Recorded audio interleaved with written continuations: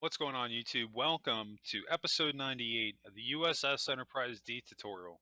I'm Zero Elite, and I just want to thank you very much for tuning in today's episode. And if you haven't, please don't forget to hit that like and subscribe button, helping me and supporting the channel. I can't thank you enough for that. Um, got a couple of things to talk about before we jump in today's episode. We've got our goal of hitting 1,000 subscribers. Once we hit 1,000, we're going to be doing a tutorial on the 2016 Enterprise A from Star Trek Beyond, the retrofit that I did on the YouTube channel, so I'm really looking forward to that. And right now, I've actually got a poll on what my next ship build is going to be. So be sure to join the Discord. This is going to be the only way to vote on this build. So you want to make sure to do that. I'll have a link in the description below. Once you join the Discord channel, there's going to be a next build poll tab. When you select that, just react to one of the options that you're wanting to vote on, and it's going to be a list as follows: Stargazer, Jem'Hadar Warship, Deep Space Nine and Defiant, Enterprise NX-01, U.S.S. Excelsior, U.S.S. Kelvin, Klingon Warbird, Romulan Valador type Warbird, U.S.S. Titan, and Voyager. I'm really looking forward to this. Doing a poll is something I've actually wanted to do for a good while, and I'm really excited that I'm actually able to get this going on the channel. So be sure to join the Discord channel so this way you can be involved in this. But anyway, let's go ahead and jump right in today's episode. We've got somewhat of a longer one, about 24 minutes. We're going to be just doing a few more details here on our bridge. I thought that we're going to be done with. I can't remember because you got to understand it's been a little while since I've worked on this area of the ship because you guys are a little bit behind me. So um, I think that there might be one or two more times that we end up coming back into the bridge. Um, because I think we're going to be doing one more slight tweak on the bridge itself, and then we've got to make one more slight tweak on the conference room, and then we have to actually build out the captain's ready room. But once we do that, we'll be done with this section of the ship. But yeah, we're rocking. This thing is, just taking a little bit of time to get it done. I was talking about this in the beginning of this week's episode. Um, that this coming February will actually be a year that I started working on the Enterprise D. And it's funny because I did not intend this ship to take so long to build, but it's just kind of one of those things where going off the scale of it, it ended up taking a lot longer, not only to render out these areas of the ship, but figure out exactly what I wanted to do. Because it's not like I've been working on this ship every single day for a year. I've taken breaks here and there. I don't work on it every single day of the week. Sometimes I don't work on it for like a month, because I'll take just a short hiatus from Minecraft and just kind of like recharge and come back to it fresh. Which is definitely one of my suggestions, because if you're getting burnt out or you're making mistakes or it's not coming out the way that you want it, the best thing that you could possibly do is just take a break from it, because you're not likely to figure out what you want to do when you're just sitting there spinning your tires, basically. This is something that I even have trouble with every once in a while. Maybe my girlfriend will have to tell me, like, hey, take your own advice, step away from it because you're not getting anywhere. So, definitely take breaks here and there where you need to. Because it will help, believe it or not. It will help you, come back with a fresh set of eyes, and you'll be recharged, and hopefully you'll have an idea of what you want to do. But yeah, I've been working on this thing for just shy of a year, which is kind of unbelievable, but still very cool at the same time, because once this thing is done, I'll be able to say that this is at least a year-long build or longer, because I'm not sure exactly how long this thing is going to take to complete it, but I'm not in a rush because, I talked about this earlier in the week also, that, I've spent so much time working on the Enterprise D that at this point, like I've invested so much time into it that I'm not willing to rush it. That's basically what I'm getting at here. I don't want to rush this thing. I want it to come out right. And if I have to take, longer than I anticipated, hey, it is what it is. But everybody seems to be enjoying the tutorial series, and I don't think the Enterprise D has overstayed its welcome. If anything, I think, I'm trying to provide here a platter of content on things that you can do with your Enterprise D on your build, and hopefully this tutorial will help you out, because I'm not trying to say that this is the only way to do it. There's 1,001 ways to build your ship. This is just what I ended up doing that worked for me. So hopefully this will give you some ideas on things that you can do to make your ship better. As you can see right now, getting in a little what we got going on here, we're just kind of stretching out the sides here. We just moved in our computer consoles just a little bit, so that this way it's not so out on the walkway, because that's kind of how it was on the bridge on Generations. They were kind of tucked into the sides on the left and right. The only downside to this is that we're going to kind of slightly lose just a little bit of space in the conference room, but I mean, to be honest with you, at this point, one block really isn't going to make that much of a difference. It's something that I can honestly live with. I'm fine with it at this point, because I would rather have a nicer bridge and a slightly smaller captain's ready room than a less than satisfying bridge and a bigger captain's ready room. And again, one blocker isn't really going to make that much of a difference.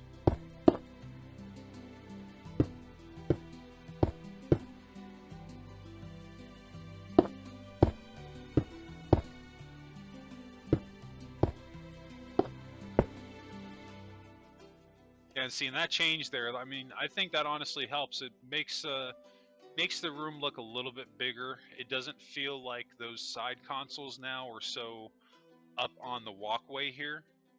I think that definitely helps. And I mean, we're pretty much at the point where the bridge is where it's going to be. There might be one or two minor tweaks that we make here and there, but the bridge is pretty much done at this point.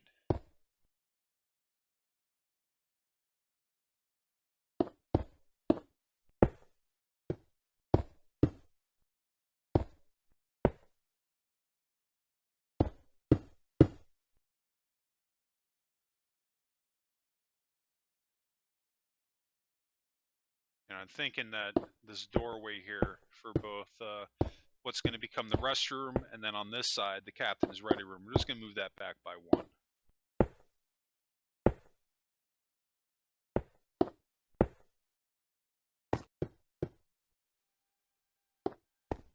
We still have a little bit of room in here. Like I said, we don't need a lot of room here. We literally just need enough room to put in a desk. I'm not going to lie, I even thought about having like a small hallway and having the captain's ready room be in front of the view screen here in the front of the bridge. But I don't know. I just kind of thought that wouldn't necessarily be accurate, and it's something that I could do. And to be honest with you, if that's something that you want to do, you can definitely do it, because I'm not gonna lie, like I said, I thought about it, but I think ultimately I just kind of decided just to stick with the current pattern that I have.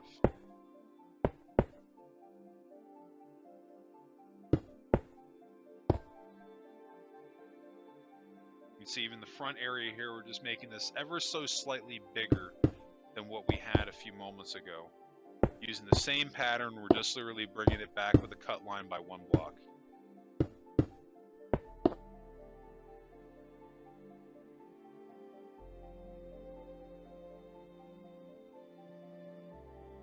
And if I really wanted to, on these two sidelines here, I could, and that's exactly what we're going to do. We're going to get rid of that and bring it back by one with a cut line.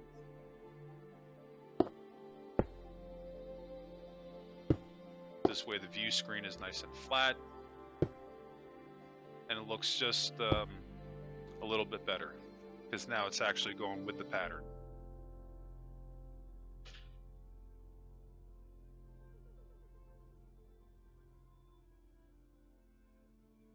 This is honestly what I do, and I think it's important to show these things. Sometimes people will work on something, they'll be like, okay, I'm happy with it, and and they call it a day and they move on. But me, I like to mess with things, especially if I'm not exactly sure that it's where I want it to be. At that point, I'll come back to it and I'll work on it and work on it and work on it until it's at the point where I'm happy with, as we've done with the bridge over the course of the last several episodes on the bridge specifically. But to be honest with you, like, it's worth it because, you know, these are the areas that's going to sell your ship. You know, when you start identifying the moments, and this is something else that I talk about all the time, focus on the moments when you're building these ships, because when you do that and you have your moments established and you're showing your ship off to people, they have something that they can relate to when they see it, and they're like, oh, okay, I know that area of the ship, and it brings you into it more. So that's why it's so important to focus on the moments, do your research to find those interior shots of the Enterprise D, or the way that you think the interior of the Enterprise D should look. But the more moments you have, the better it's going to be. That's why I think when everything's said and done, even though there's certain liberties I've taken on the interior, I really don't think that it's going to be a big deal, because we have enough of those moments uh, established to reinforce the areas I took liberties with.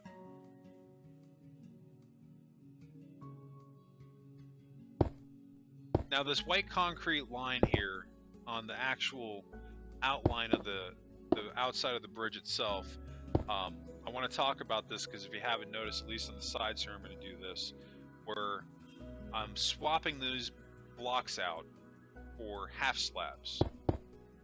And the main reason I'm doing this is just to give us ever so slightly more headway on the bridge itself. Or not the bridge itself, excuse me, the captain's ready room. And it sucks because I actually really wanted this line to be here just to have just a little bit of detail on the bridge itself, on the outside of it, which is why we're going to keep part of this white terracotta line in the front. Because, you know, it's weird, like the bridge on the outside, it really doesn't have a lot of detail on the outside of it. Not kind of like the Constitution class is. You know, the Constitution class kind of has like those uh, black strips going around it. So, I mean, that's something too. And, you know, it is what it is. I'm trying to add things where I think it makes sense to add it, you know, as far as our detailing on the outside. And this will be something that we're going to get into when we go forward with this tutorial, when we start focusing on detailing on the outside, because the Enterprise D, like, it's not like detailed like a regular Federation ship. That's what I've noticed. And like, um, when you look at models of it, like you have like these beautiful Aztecing patterns, which is honestly, it's kind of hard to replicate that on Minecraft because of the types of blocks that we have to work with and the way that I built this ship using a combination of full blocks and half slabs. Um,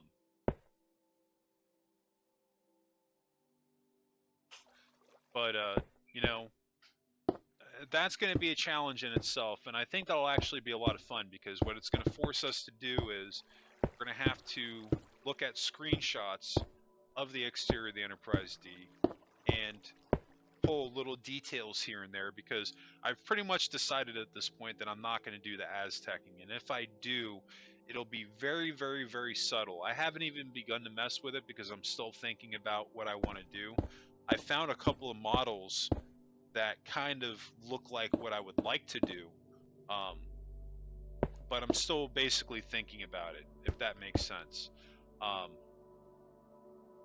because I would like to incorporate the Aztecing because it is on the Enterprise D, but I think one of the reasons why I might not is because, I mean, to be honest with you, when you're watching Next Generation, the show, you never notice the Aztecing. To be honest with you, the Enterprise D looks like it looks like a gray ship. It's not until you get really close to it on certain areas that you even see the Aztecing, and the only other time that you even see the Aztecing is on models. So for that reason, we can get away with really not having a lot of it, is kind of what I'm getting at.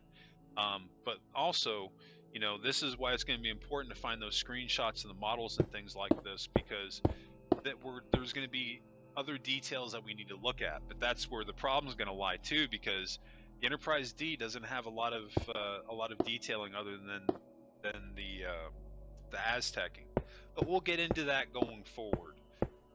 Right now, I'm just kind of filling in to talk about different stuff, but we're just kind of adding in layers here to match, because one of the sides on our primary shuttle bay, specifically this side, these blocks up here is basically our floor for our captain's ready room.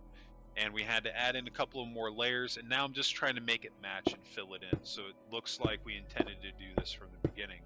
But really the main point of this was just to add in a lip so that we could actually have a nice floor to walk around in on the ready room.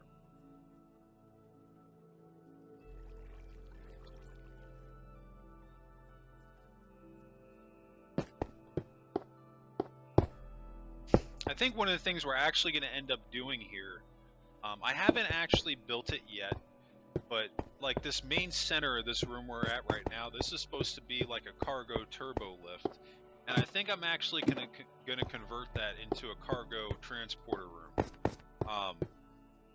And you'll see what I mean why, because when I build out the cargo rooms themselves, they have cargo transporters on them.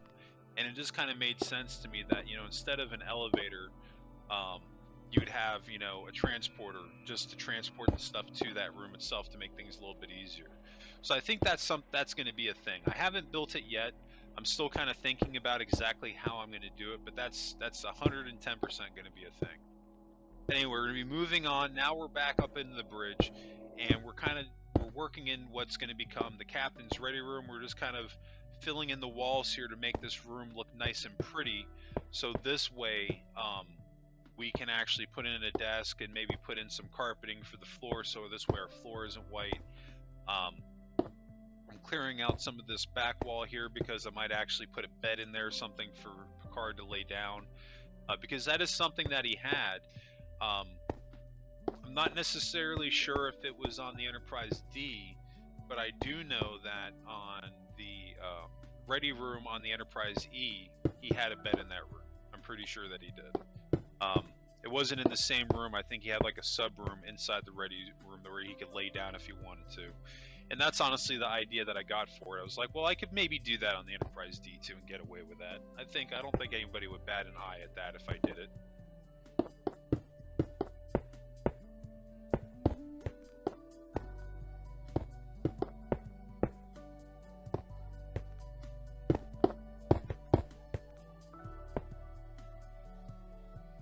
See, this is going to be a problem here with the white terracotta, because we're not going to have enough room to do what we want to do there. Really what we should be doing is getting rid of that white terracotta and then doing an upside down staircase to cover up these computer panels.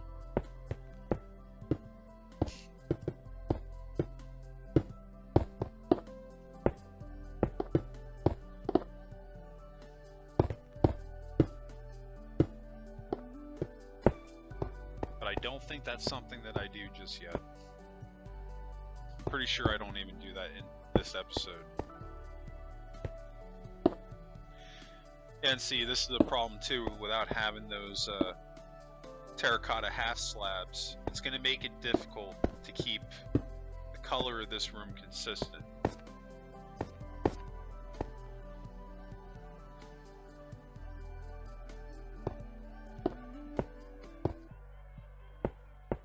Really the only way around this, so it doesn't look so janky, is just to go with the white quartz and just pick that solid color. So this way it all doesn't, stick out like a sore thumb. It's not my first choice to do it, because the color palette, now we're getting outside of canon as far as the color that the ship should be. But I would honestly rather do that and switch the color and have something that looks nice than use the right color and it doesn't flow. You know what I mean?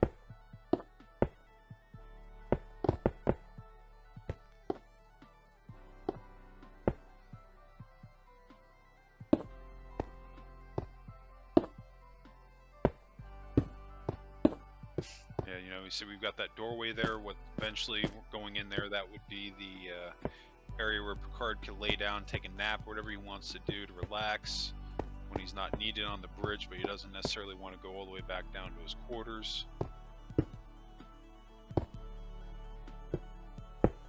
It doesn't need to necessarily be a super big area, just enough to where we can throw a bed down. That's really it. That's the only thing that we need to accomplish here. We don't need to make this bigger than it needs to be.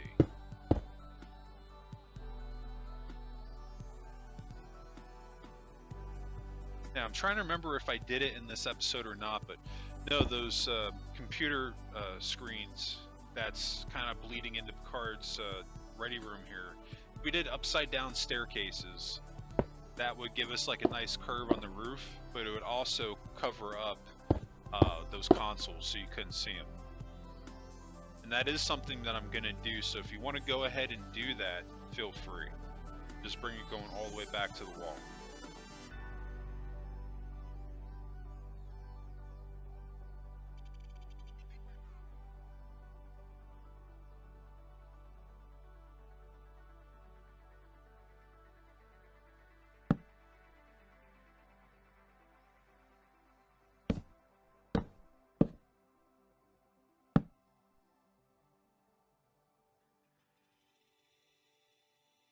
Like I said, we don't need anything that's fancy in here. We need 2 chairs really. Just enough to where, number one, he can come in and sit and talk to Picard, and then a chair for Picard. And that's really it. That's all we got to do on this room, or maybe do 2. There's just enough room to walk around. It is a little compact, but it's enough. And to be honest with you, I'm happier with how this room looks now than how it looked a few minutes ago. But what we should do to make it match, because we've got that gray strip, so what we're going to do is just have that gray strip going all the way down.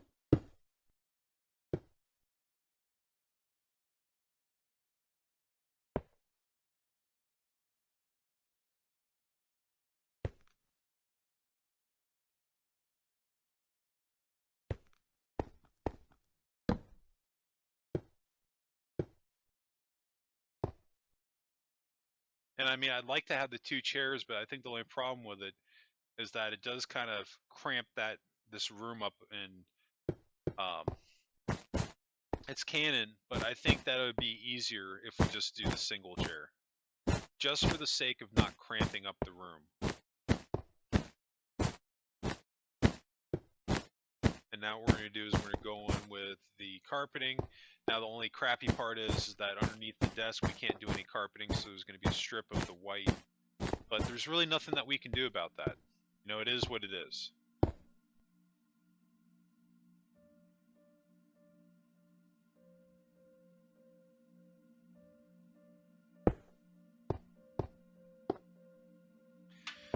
And it sucks because, you know,